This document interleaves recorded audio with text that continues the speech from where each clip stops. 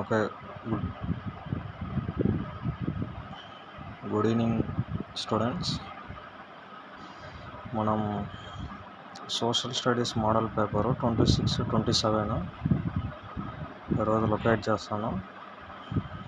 కాబట్టి ఒక pen, paper, ఒక అవుట్లైన్ మ్యాప్ తీసుకొని లొకేట్ చేసుకోండి. ఫస్ట్ థర్డ్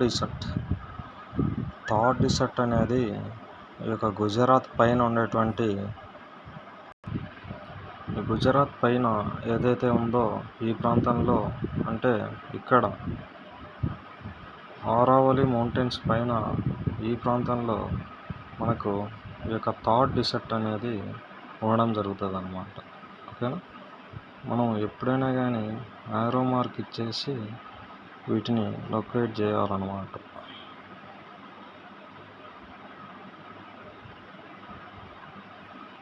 వాడికి మనకు ఫస్ట్ కంప్లీట్ అవుతుంది. తర్వాత చెన్నై, మనకు తమిళనాడు రాజధాని అయినటువంటి చెన్నై అనేది తీర ప్రాంతంగా ఉందన్నమాట. ఓకేనా? చెన్నై తర్వాత హైదరాబాద్ అనేది మనకు ఆంధ్రప్రదేశ్ పైన ఉన్నటువంటి తెలంగాణ రాష్ట్రం యొక్క క్యాపిటల్ అన్నమాట. మనము అక్కడ హైదరాబాద్ అని లొకేట్ చేయగలుగుతాం అన్నమాట. ఓకేనా? ఆ తర్వాత లక్షద్వీప్స్ అన్నమాట. మనకు కేరళకి వెస్ట్ సైడ్ ఏదైతే ఉందో ఈ యొక్క దీవ్స్నే మనం లక్షద్వీప్స్ అంటాం. ఈ లక్షద్వీప్కి అనదర్ పేరు వచ్చేసి లక్కాదేవి ఆర్ మినికాయ్ దేవి అన్నమాట. ఓకేనా? తర్వాత ఢిల్లీ అన్నమాట, ద క్యాపిటల్ అన్నమాట. ఇండియా యొక్క క్యాపిటల్ ఢిల్లీ.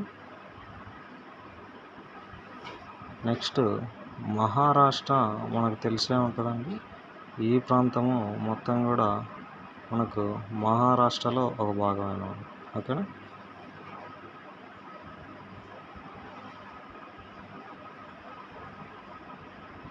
మహారాష్ట్ర. నెక్స్ట్ చూడండి, గోదావరి రివరు మహారాష్ట్రలో పుట్టి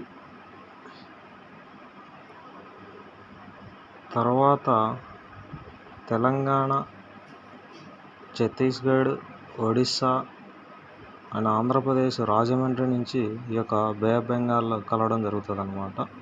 మనము వృద్ధ గంగా అని కూడా ఈ యొక్క గోదావరి రివర్ని చెప్పడం జరుగుతుంది. ఇది 1400 కిలోమీటర్లు ప్రయాణించడం జరుగుతుంది అన్నమాట. మొత్తం కూడా 1400 చిల్లర ఉందన్నమాట ఇక్కడ. నెక్స్ట్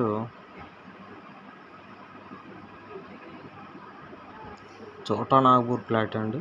ఈ చోటా నాగ్పూర్ ప్లాట్ అనేది ఈ ప్రాంతంలో ఉంటుంది అన్నమాట. ఓకే, చోటా నాగపూర్ ప్లాట్.